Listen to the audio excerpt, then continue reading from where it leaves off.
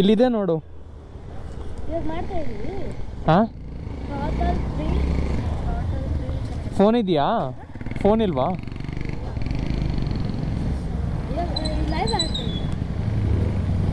Hi ಅನ್ಬಿಡ. Hi ಅನ್ನು. ಹಾಂ, ಸರಿ ಸರಿ, ಥ್ಯಾಂಕ್ ಯು, ಬಾಯ್. ಹುಡುಗನಿಗೆ ನೋಡಿ ಎಷ್ಟು ಬುದ್ಧಿ ಇದೆ. ನಾನಿಲ್ಲಿ ಈ ಬ್ಯಾಗ್ದು ಬಾಟಲ್ ಇಟ್ಕೊತಾರಲ್ಲ ಸೈಡಲ್ಲಿ, ಬ್ಯಾಗಲ್ಲಿ ಅಲ್ಲಿ ಐಫೋನ್ ಇಟ್ಕೊಂಡಿದ್ದೆ. ಸೈಡಲ್ಲಿ ಇಟ್ಕೊ ಅಂತ ಹೇಳ್ದ ಹುಡುಗ. ನಮಗೂ ಅಷ್ಟು ಬುದ್ಧಿ ಇಲ್ಲ ನೋಡಿ ಆ ಚಿಕ್ಕ ಹುಡುಗ ಅಷ್ಟು. ಎಲ್ರಿಗೂ ನಮಸ್ಕಾರ, ನಾನೇನು ಥ್ರಾಟಲ್ ಕನ್ನಡ. ಸೊ ನಾವು ಇವತ್ತು ಎಲ್ಲಿ ಹೋಗ್ತಾ ಇದ್ದೀವಿ ಅಂದರೆ, ಲಾಸ್ಟ್ ವ್ಲಾಗಲ್ಲಿ ನಿಮಗೆ ಹೇಳ್ದಂಗೆ ನಂದು ಫ್ರಂಟ್ ಬ್ರೇಕ್ ಪ್ಯಾಡ್ಸ್ ಹಾಕ್ಸಿರ್ಲಿಲ್ಲ ನಾನು ಸರ್ವಿಸ್ ಟೈಮಲ್ಲಿ. ಸೊ ಇನ್ನೂ ಅಲ್ಲಿ ಸ್ಟಾಕ್ ಬಂದಿಲ್ಲ ಆಕ್ಸಿಲರೇಟ್ ಮೋಟರ್ಸಲ್ಲಿ. ಸೊ ನಾನು ಇನ್ನೊಂದು ಸರ್ವಿಸ್ ಸೆಂಟ್ರಿಗೆ ಹೋಗ್ತಾ ಇದ್ದೀನಿ, ರಾಯಲ್ ಎನ್ಫೀಲ್ಡ್ ಅವ್ರದ್ದು.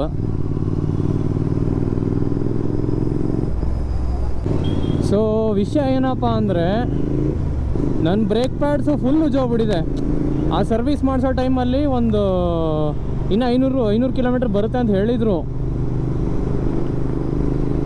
500 ಕಿಲೋಮೀಟ್ರಿಗಿನ್ನ ಜಾಸ್ತಿನೇ ಆಗಿದೆ ಅನ್ಕೊತೀನಿ, ಗೊತ್ತಿಲ್ಲ. ಬಟ್ ನಾವು ಇವಾಗ ನೆನ್ನೆ ತಾನೇ ಏರ್ಪೋರ್ಟ್ ರೈಡ್ಗೆ ಹೋಗಿದ್ದೆ, ನಾನು ಮತ್ತು ನಮ್ಮಿಬ್ಬರು ಬಾಯ್ಸು, 2 ಡ್ಯೂಕ್ 390 ಜಂತ್ರಿ. ಅವ್ರ ಜೊತೆ ರೈಡ್ಗೆ ಹೋದಾಗ ಕಂಪ್ಲೀಟಾಗಿ ಬ್ರೇಕ್ ಪ್ಯಾಡ್ಸೇ ಉಜ್ಜೋಯ್ತು ಗುರು, ಕಂಪ್ಲೀಟಾಗಿ ಉಜ್ಜೋಯ್ತು. ಗಾಡಿ ಬ್ರೇಕೇ ಹಿಡಿತಾಯಿಲ್ಲ ಅಂದ್ಕೊಳ್ಳಿ. ಇನ್ನೂ ಡಿಲೇ ಮಾಡಿದ್ರೆ ಡಿಸ್ಕೇ ಹಾಳಾಗುತ್ತೆ ಅಷ್ಟೇ. ಅದಕ್ಕೆ ಹೋಗ್ತಾ ಇದ್ದೀನಿ ನಾನು ಹಾಕ್ಸ್ಕೊಳ್ಳೋಕ್ಕೆ.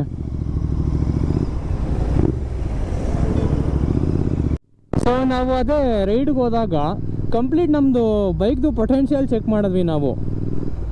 ಒಂದು ಡ್ಯೂಕ್ 390 ಸ್ಟೇಜ್ 2 ಟ್ಯೂನ್ಡ್ ಆಗಿತ್ತು, ಪವರ್ ಟ್ರಾನಿಕ್ಸು ಮತ್ತು ಫ್ಯೂಲ್ ಎಕ್ಸ್ 2 ಹಾಕ್ಸಿದ್ರು. ಇನ್ನೊಂದು ಸ್ಟಾಕ್ ಡ್ಯೂಕ್ 390. ನಂಗೆ ಮೇಜರಾಗಿ ಅಷ್ಟೊಂದೇನು ಡಿಫ್ರೆನ್ಸ್ ಕಾಣಿಸ್ಲಿಲ್ಲ, ಬಟ್ ಚೂರು ಡಿಫ್ರೆನ್ಸ್ ಇದೆ. ಸ್ಟೇಜ್ 2 ಟ್ಯೂನ್ಡ್ ಇದ್ದಿದ್ದು ಇನ್ನೂ ಸ್ವಲ್ಪ ಚೂರು ಎಲ್ಲೋ ಒಂದು ಕಡೆ ಸ್ಮೂತ್ ಇದೆ ಅಂತ ಅನಿಸ್ತು. ಬಟ್ ಪರ್ಫಾರ್ಮೆನ್ಸ್ ಮಾತ್ರ ಅಲ್ಟಿಮೇಟ್ ಆಗಿದೆ ಮಾತ್ರ. ನನಗೊಂಥರ ಹೆಂಗೆ ಅನಿಸ್ಬಿಡ್ತು ಅಂದರೆ, ನನ್ನ GT ಜೊತೆಗೆ ನನ್ನ ಗ್ಯಾರೇಜಲ್ಲಿ ನಾನು ಡ್ಯೂಕು ಇಟ್ಕೊಬೇಕು ಅಂತ ಅನಿಸ್ಬಿಡ್ತು ಒಂದು ಸಲ. ಅಷ್ಟು ಲವ್ ಆಗೋಯ್ತು. ಯಾಕಂದರೆ ಎರಡು ಆಲ್ಮೋಸ್ಟ್ ಸೇಮ್ ಪವರ್ ಗಾಡಿ ಇದೆ, ಬಟ್ ಆಕ್ಸಿಲರೇಷನ್ ಮಾತ್ರ ಮಾತು ಕೇಳಂಗೇ ಇಲ್ಲ. ಅದು ತಿಂದಾಕ್ಬಿಡುತ್ತೆ GTನ ಆಕ್ಸಿಲರೇಷನ್ನು. ಇನ್ನೊಂದೇನೆಂದರೆ, ನೀವು ಹೈ ಸ್ಪೀಡಲ್ಲಿ GTನ ಫ್ಲಿಕ್ ಮಾಡೋಕ್ಕಾಗಲ್ಲ. ಹೈ ಸ್ಪೀಡಲ್ಲಿ ನೀವು ನುಗ್ಗಿಸ್ಬೇಕು ಅಂತ ಇಟ್ಕೊಳ್ಳಿ, ಲೇನ್ ಚೇಂಜ್ ಮಾಡಬೇಕು ಅಂತ ಇಟ್ಕೊಳ್ಳಿ, ಗಾಡಿ ಹೆಂಗಿರುತ್ತೆ ಅಂದರೆ, ಈ GT ಗಾಡಿ ಹೆಂಗೆ ಬಿಹೇವ್ ಮಾಡುತ್ತೆ ಅಂದರೆ, ನೀವು ಹ್ಯಾಂಡಲ್ನ ಬೆಂಡ್ ಮಾಡಿದ್ರು ತಾನೇ ಸ್ಟ್ರೇಟ್ ಆಗಿಬಿಡುತ್ತೆ. ಅದು ಬೆಂಡ್ ಆಗೋಕ್ಕೆ ಅವಕಾಶನೇ ಮಾಡಿಕೊಡಲ್ಲ.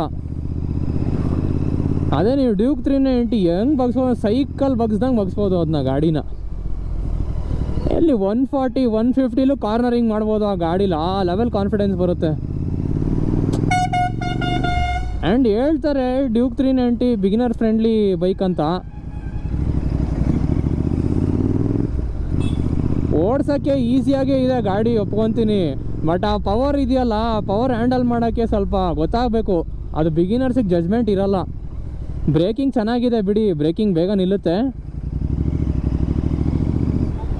ಈಗ ಹೆಂಗೆ, ನಾನು ಯಾಕೆ ಗೊತ್ತಾ ಹೇಳ್ತಾ ಇರೋದು, ನಾನು GT ಓಡಿಸ್ಬಿಟ್ಟು ಡ್ಯೂಕ್ 390 ಓಡಿಸಿದ್ದೀನಿ. ಸೊ ನನಗದ್ರ ಪವರ್ನ ಮತ್ತು ಅದು ಬ್ರೇಕಿಂಗ್ನ ಸಕ್ಕತ್ತಾಗಿ ಹ್ಯಾಂಡಲ್ ಮಾಡ್ತೀನಿ ನಾನು. ಅದೇ ನೀವು ಡ್ಯೂಕ್ 390 ಓಡಿಸ್ಬಿಟ್ಟು ನೀವು GTನ ಓಡ್ಸೋಕ್ಕೆ ಟ್ರೈ ಮಾಡಿದ್ರೆ ಕಂಪ್ಲೀಟ್ ಒಂಥರ ಕಷ್ಟ ಆಗಿಬಿಡುತ್ತೆ. ಯಾಕಂದರೆ GTದು ಬ್ರೇಕಿಂಗು ಗೊತ್ತು ಎಲ್ರಿಗೂ ಹೆಂಗಿದೆ ಅಂತ. ರಾಯಲ್ ಎನ್ಫೀಲ್ಡ್ ಬ್ರೇಕಿಂಗು ಒಂಚೂರು ಸರಿ ಇಲ್ಲ. ಸೊ ಅದೇ ಎರಡೂ ಬೈಕ್ ಓಡಿಸ್ಬೋದು, GTನೂ ಡ್ಯೂಕ್ 390ನೂ. ಏನು ಅಂದರೆ, ನೀವು ಸ್ಟಾರ್ಟಿಂಗ್ ತೊಗೊತೀರಲ್ಲ, ಒಂದು ವರ್ಷ ಸ್ವಲ್ಪ ಆರಾಮಾಗಿ ಓಡಿಸ್ಬೇಕು, ಸ್ಲೋ ಆಗಿ. ಗಾಡಿ ಬಿಹೇವಿಯರು ನೀವು 1 ವರ್ಷವರೆಗೂ ಗೊತ್ತಾಗಲ್ಲ. ನಿಮ್ಗೆ ಅನಿಸುತ್ತೆ ನಾನು ಗಾಡಿ ಫಾಸ್ಟ್ ಹೊಡಿತೀನಿ ಗುರು, ನಾನು ಹೋಗಿ ಬರ್ತೀನಿ ಗುರು ಅಂತ. ಆ ಮ್ಯಾಟ್ರು ಅದಲ್ಲ.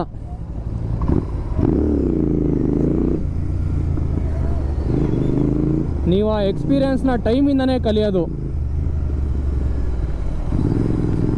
ಈಗ ಸಪೋಸು ನನ್ನೇ ಇಟ್ಕೊಳ್ಳಿ, ನನ್ನ ಎಕ್ಸಾಂಪಲಾಗಿ ಇಟ್ಕೊಳ್ಳಿ. ನಾನು GTಲಿ ವೀಲಿ ಪ್ರಾಕ್ಟೀಸ್ ಮಾಡ್ತಿದ್ದೆ ಒಂದು 2 ವೀಕ್ಸಿಂದ. ನಾನೇನು ಅಂದ್ಕೊಂಡೆ, ನಾನು ಎತ್ಬೋದು, ಪಾಪ್ ಮಾಡ್ಬೋದು ಆರಾಮಾಗಿ ಅಂತ ಅಂದ್ಕೊಂಡೆ. ನಾನು ಶೂಟ್ ಮಾಡ್ಸೋಕೆ ಹೋಗಿದ್ದೆ 17 ಮೀಡಿಯವ್ರ ಹತ್ರ. ನಾನು ಅವಾಗ ಟ್ರೈ ಮಾಡ್ತಿದ್ದೆ, ಪಾಪೇ ಆಗ್ತಾಯಿಲ್ಲ ಗಾಡಿ ಮೇಲ್ಗಡೆ. ಅದು ಹೆಂಗೋ ಏನೋ ಗೊತ್ತಿಲ್ಲ ನನಗೆ. ಆಮೇಲೆ ರಿಯಲೈಸ್ ಆಯಿತು ನಾನು ಇನ್ನೂ ಕಲಿಯೋದು ತುಂಬ ಇದೆ ಅಂತ.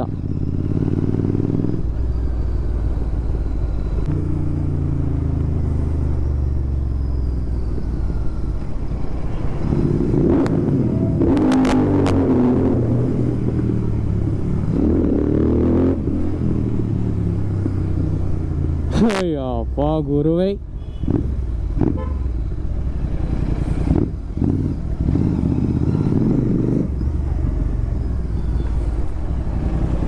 ಗಾಡಿ ನಿಲ್ತಾನೆ ಇಲ್ಲ ಬೇಗ. ಇನ್ನೊಂದು 1000 ಕಿಲೋಮೀಟರ್ಸ್ ಓಡುತ್ತಿದೆ. 1000 ಬರುತ್ತಾ? ಓಕೆ. ಮುಂದೆ ಹೋಗ್ಬಿಟ್ಟಿದಲ್ವಾ ಕಂಪ್ಲೀಟ್ಲಿ? ಮುಂದೆ ಹೋಗ್ಬಿಟ್ಟಿದೆ ಸರ್. ಮುಂದೆ ಇನ್ನೊಂದು ಚೂರು ಬಿಟ್ಟರೆ ಇದಾಗ್ಬಿಡುತ್ತೆ.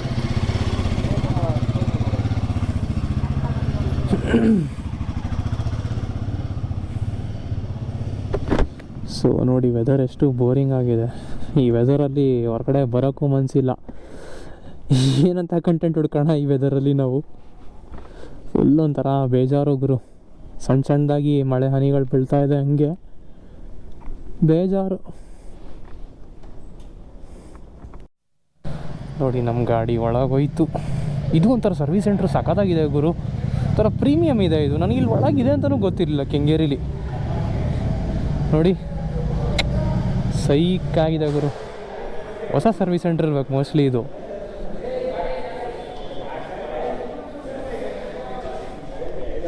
ನೋಡಿ ಕಸ್ಟಮರ್ ವೇಟಿಂಗ್ ಲಾಂಜು.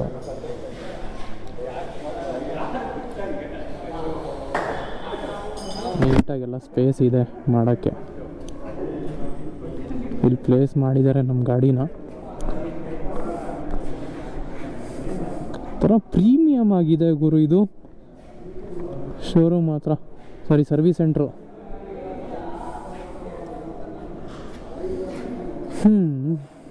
ನೋಡಿ ಬನ್ನಿ ಅಲ್ಲಿ ವೇಟ್ ಮಾಡೋಣ ಕಸ್ಟಮರ್ ಲಾಂಜ್ ಹತ್ರ. ಸೊ ಇದೇ ಸರ್ವಿಸ್ ಸೆಂಟ್ರು. ಇಲ್ಲಿ ಬಿಲ್ಲಿಂಗ್ ಮಾಡಿಸಿದೆ. ಬಿಲ್ ಎಷ್ಟಾಯಿತು ನಿಮಗೆ ತೋರಿಸ್ತೀನಿ. ಫ್ರಂಟ್ ಬ್ರೇಕ್ ಪ್ಯಾಡ್ಸು ಆಲ್ಮೋಸ್ಟ್ ಹೋಗ್ಬಿಟ್ಟಿತ್ತು, ಲೈಫು ಆಲ್ಮೋಸ್ಟ್ ಎಲ್ಲ ಕಂಪ್ಲೀಟ್ಲಿ ಹೋಗ್ಬಿಟ್ಟಿತ್ತು. ಸೊ ಚೇಂಜ್ ಮಾಡಿಸಿ ಒಳ್ಳೇದಾಯಿತು. ಚೆನ್ನಾಗಿದೆ ಗುರು ಈ ಸರ್ವಿಸ್ ಸೆಂಟ್ರ್ ಮಾತ್ರ. ಚೆನ್ನಾಗಿ ಟ್ರೀಟ್ ಮಾಡಿದ್ರು. ನನಗೆ ಆಕ್ಸಿಲರೇಟ್ ಮೋಟ್ರಸ್ ಇದಕ್ಕೂ ಕಂಪೇರ್ ಮಾಡಿದ್ರೆ ಇವಾಗ 6 ಮಂತ್ಸ್ ಆಗಿದೆ ಅಂತ ಓಪನ್ ಆಗಿ, ಈಗ ರೀಸೆಂಟಾಗಿ ಫೆಬ್ರವರಿಲಿ ಚೆನ್ನಾಗಿದೆ. ಎಲ್ರಿಗೂ ನಮಸ್ಕಾರ. ನಾನು ನಿಮಗೆ ಬ್ರೇಕ್ ಪ್ಯಾಡು ಬಿಲ್ ಎಷ್ಟಾಯಿತು ತೋರಿಸ್ಲಿಲ್ಲ ಕೊನೆಗೂ. ಸೊ ಇವಾಗ ತೋರಿಸ್ತೀನಿ ನೋಡಿ. ಬ್ರೇಕ್ ಪ್ಯಾಡ್ ಕಿಟ್ ಸಿಂಟರ್ಡ್ ಫ್ರಂಟ್ ಅಷ್ಟೇ ಚೇಂಜ್ ಮಾಡಿಸಿರೋದು ನಾನು. ಸಿಂಟರ್ಡ್ ಇದು, ಸೆರಾಮಿಕ್ ಅಲ್ಲ. ಯೂಶ್ವಲಿ ಎಲ್ಲರೂ ಸೆರಾಮಿಕ್ಗೆ ಹೋಗ್ತಾರೆ GT ಓನರ್ಸು. ನಾನು ಸಿಂಟರ್ಡ್ಗೆ ಹೋಗ್ತೀನಿ. ಸ್ಟಾಕ್ ಗಾಡಿ ಹೆಂಗೆ ಮೇಂಟೈನ್ ಮಾಡಬೇಕು ಹಂಗೆ ಮೇಂಟೈನ್ ಮಾಡ್ತಿದ್ದೀನಿ. ಸೊ ನನಗೆ ಟೋಟಲ್ ಬಿಲ್ ಬಂದು 2258 ರುಪೀಸ್ ಆಗಿದೆ. ಯೂಶ್ವಲಿ ಇಷ್ಟೇ ಆಗುತ್ತೆ ಬಿಲ್ಲು ಬ್ರೇಕ್ ಪ್ಯಾಡ್ಸ್ದು. ಏನೋ ಒಂದು 50 ರೂಪಾಯಿ 100 ರೂಪಾಯಿ ಹೆಚ್ಚು ಕಡಿಮೆ ಆಗಬಹುದೇನೋ ಮೋಸ್ಟ್ಲಿ. ಸೊ ಇಷ್ಟೇ. ನಾನು ನನ್ನ ಬ್ರೇಕ್ ಪ್ಯಾಡ್ಸ್ನ ರಿಪ್ಲೇಸ್ ಮಾಡಿಸ್ಕೊಂಡು ಬಂದೆ. ಚೆನ್ನಾಗಿ ಟ್ರೀಟ್ ಮಾಡಿದ್ರು ಗುರು. ಇದು ಆರ್ಮರ್ ಮೋಟರ್ಸ್ ಅಂತ ಇವಾಗ ರೀಸೆಂಟಾಗಿ ಓಪನ್ ಆಗಿರೋದು ಸರ್ವಿಸ್ ಸೆಂಟ್ರು. ನಾನು ಇನ್ಮೇಲಿಂದ ಇಲ್ಲೇ ಬರ್ತೀನಿ. ಚೆನ್ನಾಗಿ ಮಾತಾಡ್ಸಿದ್ರು. ಒಂದೊಂದು ಪಾಯಿಂಟು, ಒಂದೊಂದು ಏನೇನು ಕಡಿಮೆ ಇದೆ, ಗಾಡಿಗೆ ಏನೇನು ಆಗುತ್ತೆ ಎಲ್ಲ ಹೇಳಿದ್ರು. ನಾನು ಕೇಳ್ತಾ ಇದ್ದೆ ಅವ್ರಿಗೆ ಸ್ವಲ್ಪ ಡೌಟ್ಸ್, ಮಾಡಿಫಿಕೇಷನ್ಸ್ ಬಗ್ಗೆ ಎಲ್ಲ ಕರೆಕ್ಟಾಗಿ ಎಕ್ಸ್ಪ್ಲೈನ್ ಮಾಡಿದ್ರು. ಇದೇ ಬೇಕಾಗಿರೋದು ಅಲ್ಟಿಮೇಟ್ಲಿ. ಏನಿಲ್ಲ ಅವ್ರು ಸರ್ವಿಸ್ ಮಾಡ್ತಾರಲ್ಲ ಕಸ್ಟಮರ್ಸ್ಗೆ ಒಳ್ಳೆ ರಿವ್ಯೂ ಕೊಡೋ ಥರ ಇರಬೇಕು. ಇವ್ರು ಯಾರು ಗುರು ಅಂತ ಅನ್ಸ್ಕೊಂಬಾರ್ದಂಗೆ.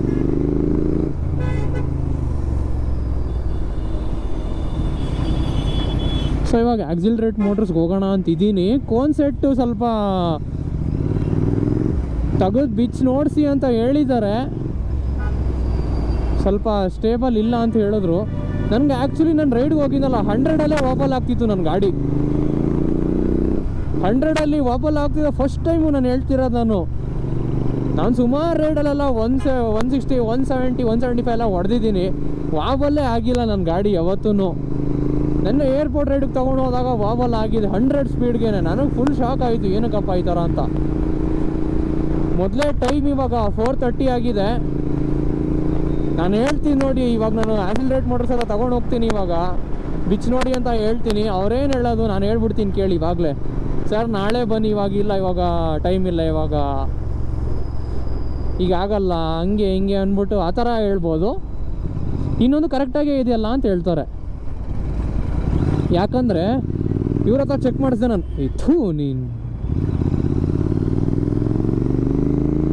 ಯಾಕಂದರೆ ನಾನು ಇವ್ರ ಹತ್ರ ಚೆಕ್ ಮಾಡಿಸ್ದೆ ಒಂದ್ಸಲ. ಆರ್ಮರ್ ಮೋಟರ್ಸ್ ಅವ್ರು ಚೆಕ್ ಮಾಡಿ ನೋಡಿದ್ರು, ಕೋನ್ ಸೆಟಲ್ಲಿ ಸ್ವಲ್ಪ ಏನೋ ಪ್ರಾಬ್ಲಮ್ ಇದ್ದಂಗೆ ಇದೆ ಅಂತ ಹೇಳಿದ್ರು. ಇಲ್ಲ ಸ್ವಲ್ಪ ಸ್ಲೋ ಆಗಿ ಓಡಿಸಿ ನೋಡಿದ್ರು, ಗಾಡಿ ಸ್ವಲ್ಪ ಅನ್ಸ್ಟೇಬಲ್ ಅನಿಸ್ತವ್ರಿಗೆ. ನೋಡೋಣ ಬನ್ನಿ.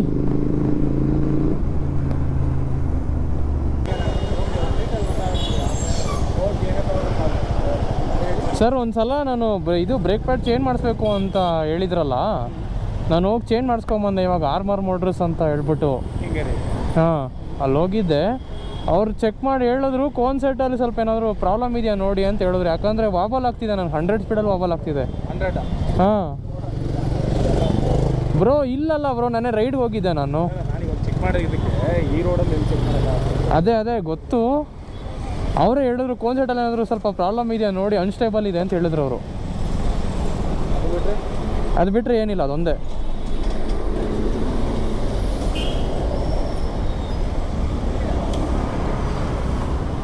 ಗಾಡಿ ವಾಬಲ್ ಆಗ್ತಾಯಿದೆ 100 ಸ್ಪೀಡಲ್ಲೇ. ನಾನು ಆರ್ಮರ್ ಮೋಟರ್ಸ್ಗೆ ಹೋಗಿದ್ದೆ. ಅವರು ಸ್ವಲ್ಪ ಕೋನ್ ಸೆಟ್ಟಲ್ಲಿ ಪ್ರಾಬ್ಲಮ್ ಇದೆಯಾ ನೋಡಿ, ಅಡ್ಜಸ್ಟ್ ನೋಡಿ ಏನಾದರೂ ಆಗಿರಬೇಕು ಅಂತ ಹೇಳಿದ್ರು. ಕೋನ್ ಸೆಟ್ ರೀಸಿಂಗ್ ಮಾಡೋದಲ್ಲ ಮೊನ್ನೆ. ಅದೇ ಅದಾದಮೇಲೆ ಏನಾದರೂ ಆಯಿತಾ ಅಂತ ನೋಡಿ. ಇವರೇ ಕಾರ್ತಿಕ್ ಇವರೇ.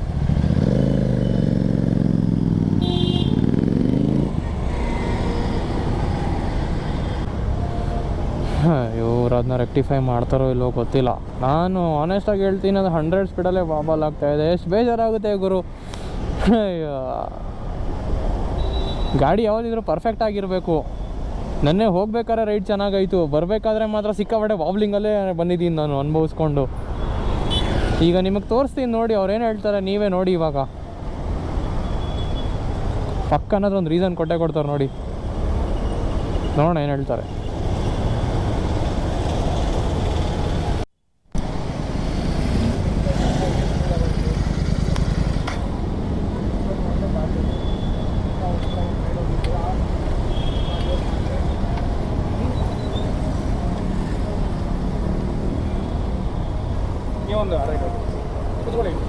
ಬ್ರೋ ನಾನು ಹೋಗಲ್ಲ, ಹೋಗಿ ಬನ್ನಿ ನೀವು.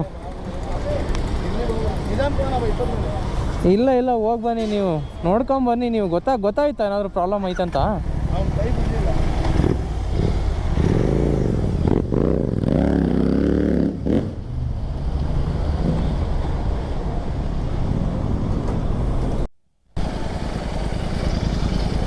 ಕರೆಕ್ಟ್ ಇದೆಯಾ?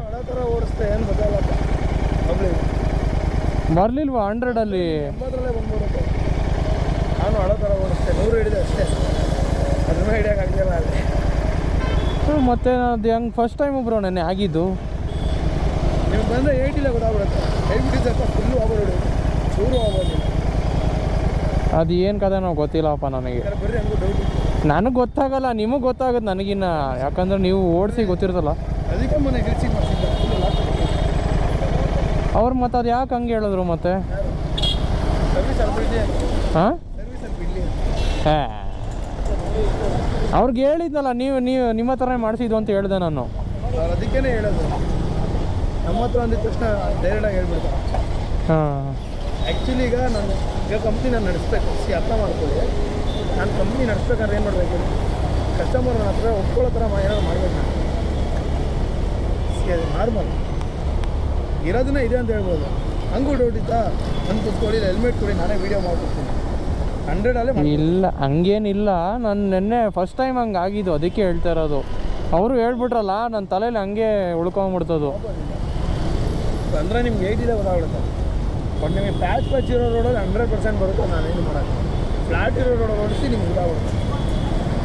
ನಮ್ಮ ಬೆಂಗಳೂರು ಅಂತ ನೆಕ್ಸ್ಟ್ ಲೆವೆಲ್ ಫೀಲ್ ಇದೆ, ಆಲ್ಮೋಸ್ಟ್ ಆಗುತ್ತೆ. ಮೊಬೈಲ್ ಏನಿಲ್ಲ, ಬ್ರೇಕ್ ಬರತ್ತಲ್ಲ. ಹೊಸದು ಹಾಕ್ಸ್ಕೊಂಬಂದೆ ಇವಾಗ ಜಸ್ಟು.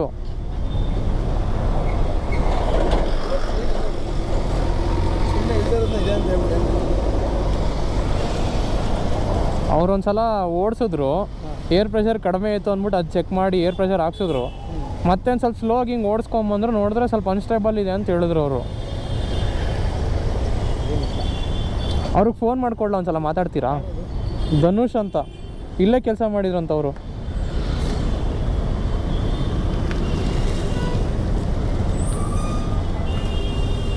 ಅಡ್ವೈಸರಾ? ಹಾಂ, ಅಡ್ವೈಸರು.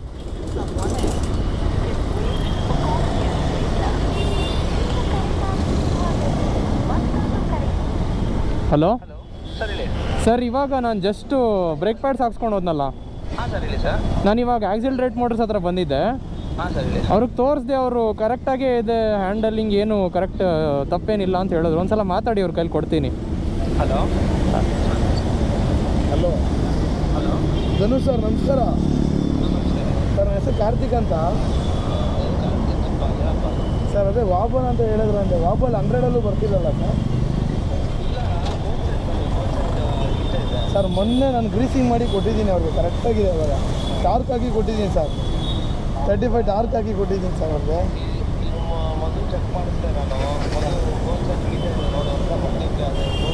ಸರ್ ಅವ್ನಿಗೆ ಹೇಳಿ ಮದುಗೆ ಸ್ಟಾರ್ಟಿಂಗು ಗ್ರೀಸಿಂಗ್ ಮಾಡಿದಾಗ ಅವನು ಇದೇ ಥರ ಲಾಕ್ ಮಾಡಾಕ್ತೀವಿ ಸ್ವಲ್ಪ, ಯಾಕೆಂದರೆ ಕೋನ್ ಸೆಟ್ ಮತ್ತೆ ಲೂಸ್ ಆಗೋ ಚಾನ್ಸಸ್ ಬರೋಲ್ಲ. ಮಿನಿಮಮ್ ಒಂದು 200 ಕಿಲೋಮೀಟ್ರ್ ಕಸ್ಟಮರ್ ಓಡಿಸಿದ್ಮೇಲೆ ಕಂಫರ್ಟ್ ಫೀಲೇ ಬೇರೆ ಬರುತ್ತೆ ಅಂತ ಹೇಳಿ ಅವರೇ ನಮ್ಮ ಗುರು ಮೊದಲೇ ಹೇಳ್ಕೊಟ್ಟಿದ್ದು ನನಗೆ. ನನಗೆ ಗೊತ್ತಲ್ಲ ಅದು ಏನು, ಅದೇ ಹೇಳಿಲ್ಲ, ಮೊನ್ನೆ ಗ್ರೀಸಿಂಗ್ ಮಾಡಿರೋದು. ಅದು ಇನ್ನೂ ಸ್ವಲ್ಪ ಗಾಡಿ ಹೊಡೆದ್ಮೇಲೆ ನಾರ್ಮಲ್ ಆಗುತ್ತೆ. ಗ್ರೀಸ್ ಮಾಡಿ 2 ವೀಕ್ಸ್ ಆಯ್ತಲ್ಲ? ಹಾಂ, 2 ವೀಕ್ಸ್ ಆಯ್ತು ಅಷ್ಟೇ ಇವಾಗ. ಸರಿ ತಗೊಂಬಂದು ಅಷ್ಟೇ, ಇನ್ನೇನು ಇಲ್ಲ. ಈಗ ನೋಡಿದ್ದು ಅದನ್ನೇ ಗೊತ್ತಾಗ್ಬಿಡುತ್ತೆ, ಈ ಗ್ರೀಸಲ್ಲಿ ಗೊತ್ತಾಗ್ಬಿಡುತ್ತೆ ಯಾವಾಗ ಆಗಿರೋದು ಗ್ರೀಸ್ ಅಂತ. ಇನ್ನು ನೀರು ಕೂಡ ಬಿದ್ದಿಲ್ಲ ಗ್ರೀಸ್ಗೆ. ಅವ್ನು ನೋಡಿನೇ ಹೇಳಿರೋದು. ಅವ್ನು ಮೊದಲು ಇಲ್ಲೇ ಕೆಲಸ ಮಾಡ್ತಿದ್ದ, ಅವನು ನಮ್ಮದೆಲ್ಲ ಕೆಲಸ ಮಾಡೋದು. ಸುಮ್ಮನೆ ಹಿಂಗೆ ಹೇಳ್ತಾರೆ ಅಷ್ಟೇ. ನಾವು ಅದಕ್ಕೆ ಇವಾಗ ಅವರು ಅಡ್ಜಸ್ಟ್ ಮಾಡೋದು ಹೇಗಿರ್ಬೇಕಾ, ಮಿನಿಮಮ್ 100 ಕಿಲೋಮೀಟ್ರ್ ಹೋಗಿದ್ದಷ್ಟೇ ಕಸ್ಟಮರ್ ರಿಟರ್ನ್ ಬರ್ತಾರೆ ಸರ್, ಅಡ್ಜಸ್ಟ್ ಮಾಡಿ ಅಂತ ಅಲ್ಲರ್ಲಿ ಅಂತ. ಅವಾಗ ಒಂದು ಜಾಬ್ ಕಾರ್ಡ್ ಹಾಕ್ತಾರೆ, ಅವಾಗ ಒಂದು 500 ರೂಪಾಯಿ ಬಿಲ್ ಮಾಡ್ತಾರೆ. ನಾವು ಮಾಡೋಕ್ಕೆ ಹೋಗಲ್ಲ, ಅಷ್ಟೇ ಡಿಫ್ರೆನ್ಸ್. ಏನಿಲ್ಲ, ಒಂದು ಅವ್ರು ಹೇಳಿದ್ರಲ್ಲ ಅದೊಂದು ಗೊತ್ತಿರೋ ಗಾಡಿಗಂತೂ ಮಾಡಿದ್ರೆ ಹೆಂಗಿರುತ್ತೆ. ಅದೇ ಕಸ್ಟಮರ್ ಟ್ರೀಟ್ಮೆಂಟ್ ಬೇರೆ ತಗೊಳ್ತಾರೆ. ಲಬ್ಬೋರು ನಾನು ನಿಮ್ಮನ್ನು ಬೇರೆ ಥರ ಟ್ರೀಟ್ ಮಾಡಿ ಇಷ್ಟು ತಗೊಂಡು ಮಾತಾಡೋಲ್ಲ. ಇಲ್ಲ ಸರ್, ಗಾಡಿ ತೊಗೊಂಡು ಅಷ್ಟೇ. ಇಲ್ಲ ಮಾಡಬೇಕಾ ಸರಿ ಆಯಿತು. ಸುಮ್ಮನೆ ತೊಗೊಂಡು ರ್ಯಾಂಪ್ನಲ್ಲಿ ಹಾಕೋದು, ಮತ್ತೆ ಬಿಚ್ಚಿಸೋದು, ಮತ್ತೆ ಬಿಚ್ ಮಾಡೋದು. ಸರ್ 1,000 ಆಗಿದೆ, ಬಿಚ್ಚಿ ಎಲ್ಲ ಮತ್ತೆ ಮಾಡಿದ್ದೀನಿ, ಮತ್ತೆ ಚೆಕ್ ಮಾಡ್ಕೊಂಡು ದೊಡ್ಡ ವಿಷಯ ಅಲ್ಲ. ಮೈಂಡ್ ವಾಶ್ ಮಾಡ್ಬೋದು, ಒಂದು ಕನ್ವಿನ್ಸ್ ಮಾಡಬೇಕು, ಇಲ್ಲ ಕನ್ಫ್ಯೂಸ್ ಮಾಡ್ಬೋದು, ಎರಡೂ ಮಾಡ್ಬೋದು. ನನಗೆ ಯೂಸ್ ಇಲ್ಲ, ಕರೆಕ್ಟಾಗಿದೆ. ಅವನು ಅದೇ ಹೇಳಿದ್ರು, 2 ವೀಕ್ಸ್ ಆಯಿತು ಇದಕ್ಕೆ ಕೋರ್ಸಾಗಿ ಹೇಳು ಸರಿ ಹೋಗುತ್ತೆ. ಅದನ್ನು ಅವನು ಅದಕ್ಕೆ ಹೇಳಿದ್ರು. ಏನಿಲ್ಲ ಇಲ್ಲ, ನನಗೆ ಯಾವತ್ತೂ ನನಗೆ ವಾಬಲ್ಲೇ ಆಗಿಲ್ಲ ಇದುವರೆಗೂ. ನೆನ್ನೆ ಆಯಿತು, ಅದಕ್ಕೆ ಅವರು ಹೇಳ್ಬಿಟ್ರಲ್ಲ, ನನ್ನ ತಲೆಯಲ್ಲಿ ಉಳ್ಕೊಂಬಿಡ್ತು. ಒಂದ್ಸಲ ಚೆಕ್ ಮಾಡಿಸು, ಅಲ್ಲೇ ಹೋಗಿ ಅಂತ ಹೇಳಿದ್ರು ಅವರು. ವಾಬಲ್ ಆಗಿದೆ ಅಂತೆಲ್ಲ ಹೇಳಿರೋದು. ಇದು ಹಿಡಿತಿದೆ ಲೈಟ್ ಹೋಗಿ ಅಂತ ಹೇಳಿದ್ದಾರೆ ನಿಮಗೆ. ಹಾಂ, ಟೈಟ್ ಇದೆ ಅಂತ. ಹಾಂ, ಟೈಟ್ ಎಂದಕ್ಕೆ ಅಂದರೆ ನಾವು ಹೊಸ ಗ್ರೀಸ್ ಮಾಡಿದಾಗ ಲೂಸ್ ಇಟ್ಟರೆ ಮತ್ತೆ 50 ಕಿಲೋಮೀಟ್ರ್ ಇಲ್ಲ 100 ಕಿಲೋಮೀಟ್ರ್ ಹಳ್ಳದಿಂದ ಹಿಡಿಸ್ತೀವಿ ಗೊತ್ತಾ, ಯೂಸ್ ಆಗ್ತದೆ. ಅದು ಆಗಬಾರ್ದು. ಮತ್ತೆ ಕಸ್ಟಮರ್ ಸುಮ್ಮನೆ ಏನಾದರೂ ಕೋಪ ಬಂದುಬಿಡುತ್ತೆ. ಮೊನ್ನೆ ಮಾಡಿಸಿ ಮತ್ತೆ ತೊಗೊಳ್ಬೇಕು, ಅದಕ್ಕೆ ನಾರ್ಮಲ್ ಅಡ್ಜಸ್ಟ್ ಮಾಡ್ತೀವಿ. ಸರಿ ಬ್ರೋ, ಏನು ಬೇರೆ ಪ್ರಾಬ್ಲಮ್ ಏನಿಲ್ಲ ತಾನೇ? ಬೇರೆ ಏನಿಲ್ಲ, ಮಸ್ತಾಗಿದೆ, ಆರಾಮಾಗಿಬಿಟ್ಟಿದೆ ಗಾಡಿ, ಮೈಂಡ್ ಅಂತ ಹೋಗ್ಬಿಡಿ ಅಷ್ಟೇ. ಸರಿ ಬ್ರೋ. ಸೊ ನೀವೇ ನೋಡಿದ್ರಲ್ಲ ಏನಂದರು ಅವರು. ನನಗಂತೂ ಗೊತ್ತಿಲ್ಲ ಗುರು ಏನು ಮಾಡಬೇಕು ಅಂತ. ಅಯ್ಯೋ ನೋಡಿ ಬ್ರೋ, ಆಯಿತು. ಒಂದು ಸಲ ನಿಮ್ಗೆ ಏನಾದರೂ ಇದ್ದರೆ ಹೇಳ್ತೀನಿ ಬಿಡಿ. ಅದೇ ನಿಮ್ಗೆ ಒಂದು ಸಲ ಕನ್ಫರ್ಮ್ ಮಾಡಿಸೋಣ ಅಂತ ಅಂದ್ಬಿಟ್ಟು ಫೋನ್ ಮಾಡಿದ್ದೆ ಅಷ್ಟೇ.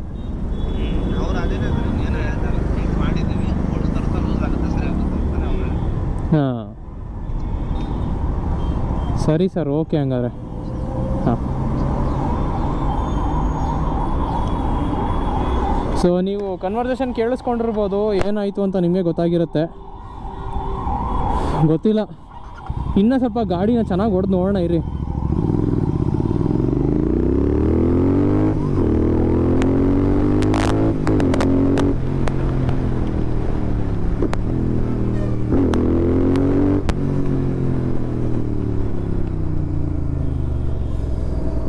ಸೊ ಇವತ್ತಿನ ವೀಡಿಯೋ ಅಷ್ಟೇ.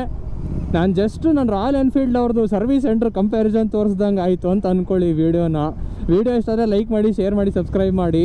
ಇನ್ನು ನನ್ನ ವೀಡಿಯೋದಲ್ಲಿ ಏನೇನು ಇಂಪ್ರೂವ್ಮೆಂಟ್ಸ್ ಮಾಡಬೇಕು ಅಥವಾ ನಾನು ಏನೇನು ಟಾಪಿಕ್ಸ್ ಮೇಲೆ ವೀಡಿಯೋ ಮಾಡಬೇಕು ಅದನ್ನೂ ಸಜೆಷನ್ ಕೊಡಿ. ಯಾಕಂದರೆ ನಾನು ಮಾಡ್ಕೊಂಡು ಹೋದಂಗೆಲ್ಲ ನಿಮಗೆ ಇಷ್ಟ ಆಗ್ತಿರಬಹುದು ಅಥವಾ ಇಷ್ಟ ಆಗದೇ ಇರಬಹುದು.